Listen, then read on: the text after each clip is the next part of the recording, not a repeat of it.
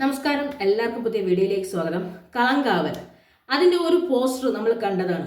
Mammootty company നിർമ്മിക്കുന്ന 7ാമത്തെ ചിത്രം, മമ്മൂക്കയും വിനായകനും ഒരുമിക്കുന്ന ചിത്രവും കൂടിയാണ് കളങ്കാവൽ എന്ന് പറയുന്നത്. ഇതിൻ്റെ ഒരു പോസ്റ്റർ നമ്മൾ കണ്ടു. സിഗരറ്റ് പിടിച്ച് നിൽക്കുന്ന കാറിനകത്ത് നിന്ന് ആരെ വലിച്ചു കീറി കൊല്ലാൻ ശ്രമിക്കുന്നവരെ എന്തായാലും നെഗറ്റീവ് ഷെയ്ഡിലുള്ള ഒരു ചിത്രം.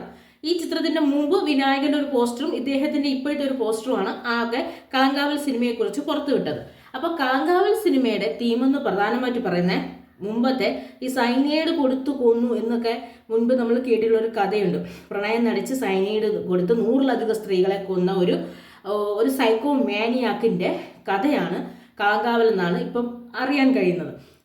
ഒരു 2-3 വർഷമായിട്ട് മമ്മൂക്ക ചെയ്യുന്ന എല്ലാ ക്യാരക്ടറും വ്യത്യസ്തകരമായ ക്യാരക്ടറുകളാണ്. അതിൽ തന്നെ ഏറ്റവും വ്യത്യസ്തകരമായ ഒരു ക്യാരക്ടറാണ് ഈ കളങ്കാവിൽ വരാൻ പോണത്. വ്യത്യസ്തതകൾ ട്രൈ ചെയ്ത് നോക്കാനുള്ള അദ്ദേഹത്തിന്റെ ശ്രമം കൂടി വരികയാണ്.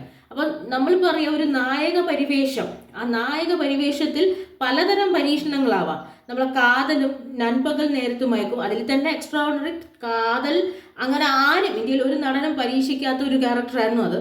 അങ്ങനെ പരീക്ഷിച്ച് വന്നതാണ്. ഇപ്പം ഇത് നെഗറ്റീവ് ഷെയ്ഡുള്ള ക്യാരക്ടർ ചെയ്യാൻ പൊതുവെ നായകൻ എന്ന് പറയുമ്പോൾ എപ്പോഴും വില്ലനെ അടിച്ചൊതുക്കി വിജയിച്ച് നിൽക്കുന്ന ഒരാൾ എന്ന് ഒരു കൺസെപ്റ്റ് ഉള്ളിടത്ത് ആണ് പൊതുവെ നിൽക്കുന്നത്. എന്നാൽ നെഗറ്റീവ് ഷെയ്ഡുള്ള 5ഓളം കഥാപാത്രങ്ങൾ അദ്ദേഹം ചെയ്തിട്ടുണ്ട്, 5ഓളം സക്സസ്സും ആയിരുന്നു.